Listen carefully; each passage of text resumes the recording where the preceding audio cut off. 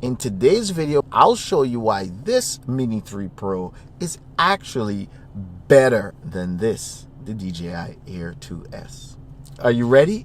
Buckle up, it's about to get rough. Don't forget, my LUTs are coming out very soon. It's hopefully going to be available on Amazon or on Etsy or both. I'll leave links when that time comes, and I'll make a video showing you how to use these LUTs, how to apply them to make your footage pop, especially if you're now beginning and starting out with log color profile. So guys, stay tuned. This drone is tiny. It is so small. It is sub 250 grams. I can't stress how important portability is. Like, you cannot put a price on portability. You just pop in this ultra light 249 gram battery and you're on your way. You're light as can be. And the beauty about this drone is that you can also pop in this battery that has no weight classification on it and take the battery life on this drone to another level. And that takes me right into my next point. Having more battery options means that not only is this bigger and it'll make the drone a little heavier to handle the wind better, but it will also give you much more flight time. So the flight time on this drone is now insane when you pop in this heavyweight battery. Air 2s, sorry, you're not getting anywhere near that.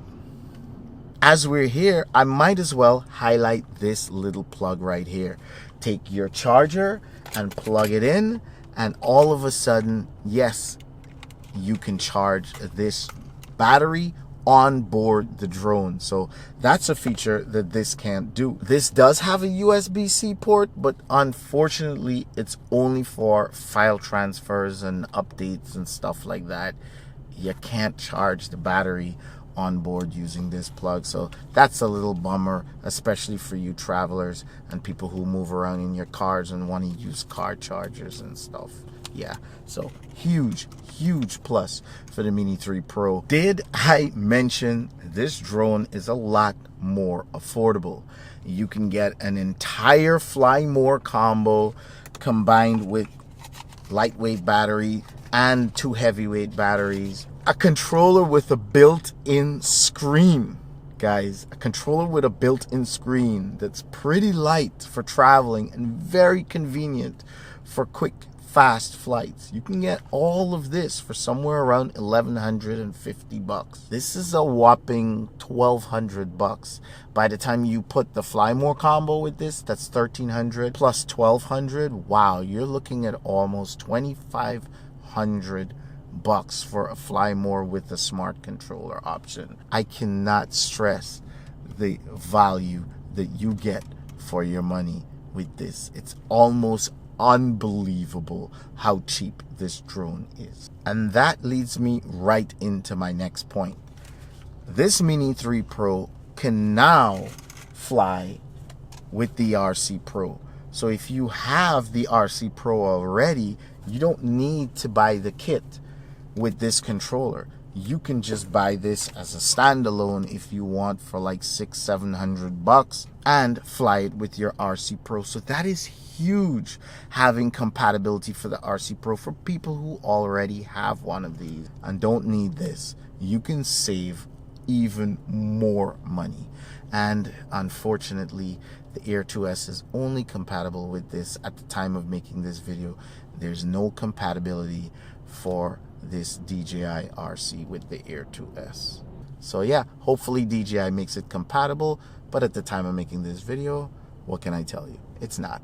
Pro with a Pro. It just makes sense. Now, depending on which part of the world you live, this battery with this drone, the sub 259 gram battery, will save you from having to take additional tests and will allow you to fly closer to people and buildings and stuff like that.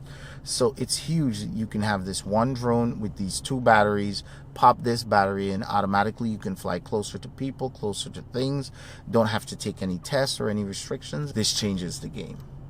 Another little thing that's actually pretty cool about this drone that the Air 2s cannot do is that you can open any leg at any time. It doesn't affect There you go. And then I can open this side, and then this one. You pick however you want to open it up, it's fine.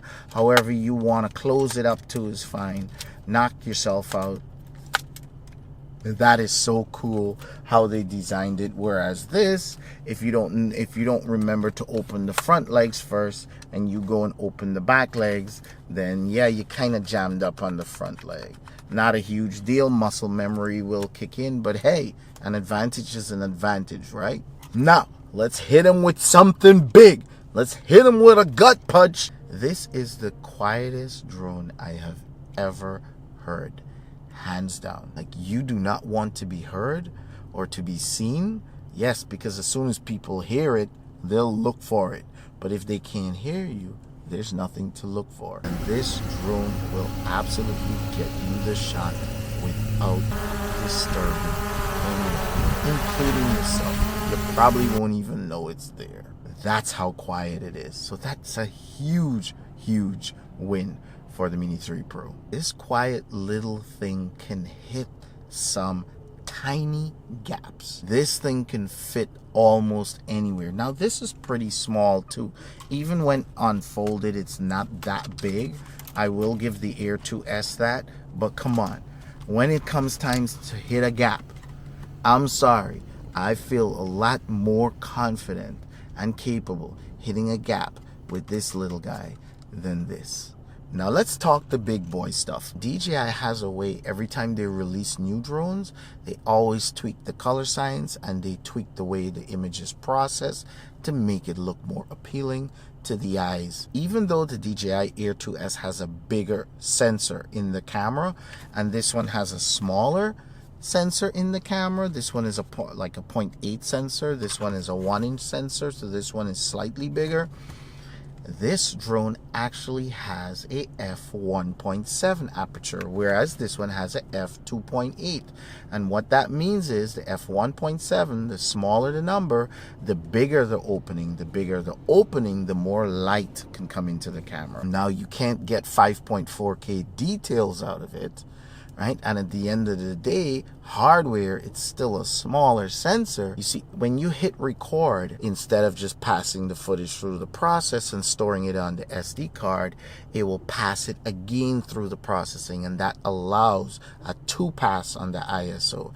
It's not a dual native ISO, but it's like 2-pass on the footage to clean up the noise before it stores it on the SD card, and that makes the image look really nice, really bright, really popping, and not noisy at all. Whereas this image can look better, yes, if you take it into a program like DaVinci Resolve and you do noise reduction, absolutely. But not everybody's got time for that or willing to learn that stuff. So this is a huge advantage. Does that mean the image is better? No. But it's better for someone who just wants to shoot and post and not do any editing. This looks fire, day and night. And it gets better, guys. Both of these drones shoot 4K 60, but this little guy right here does not crop in 4K 60. It uses the entire sensor. So even though the entire sensor is a little smaller than this guy crops and uses even a smaller portion of the sensor than this guy when both are shooting at 4K 60. It is what it is, right? I mean, technology just gets a little bit better, and processing just gets a little bit better or faster and more efficient, and as a result, as these newer models come out, they can do these little things a little better. And that's what we have right here, 4K 60 without any crop. Technology, again, in this little guy right here allows us to shoot in almost all of the modes: Cinelike, normal color profile, at 4K 30, at 4K 24, in both H.264 and H.265. Now, I, for one, me personally, I prefer to shoot all my drone videos in H.264. It's a bigger file. Yes, it's less compression, but for me, I don't shoot a lot of drone footage, like a minute or so. So it doesn't really fill up my SD card. So I rather the less compression in my videos, and I prefer H.264. And for that, it's a huge win for me and probably for you with the Mini 3 Pro as well. Now, this might not shoot D-Log, this might not shoot HLG, what's called Hyperlog Gamma, but it does shoot D-Cinelike. Now, D-Cinelike is not as good as HLG or D-Log, but if you're transitioning from a beginner to an intermediate camera operator, you will appreciate D-Cinelike. It's a lot easier to color grade, and that can be encouraging, helping you along through that color grading process and learning it. So that is a big win for this drone as well. Could this have shot D-Cinelike? Yes. Do I care for it? No, but it is a feature that I think a lot of pilots would welcome in this drone that it just doesn't have. Not a bummer for me, but it might be a bummer for you. Now, I think I have saved the best for last, the vertical camera operation on this drone. This is big time.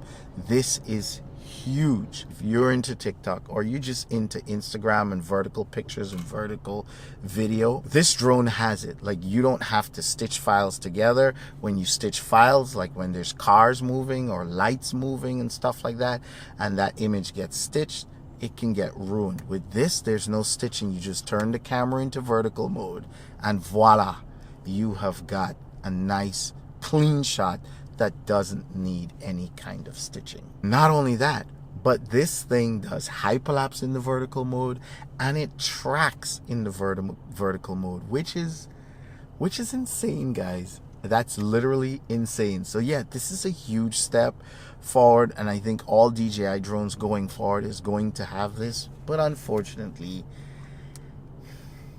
he doesn't have it. Hey, it is what it is. That's why I always recommend, if you can afford it, get both, right? So you can get the best of both worlds. What this has, this may not have, you fly this.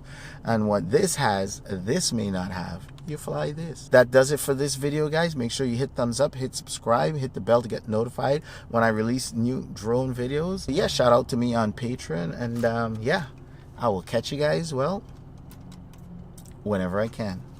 Make sure you become a Patreon, guys. Big benefits to Patreon. Get direct access to me. Any questions? I'm right here on Patreon.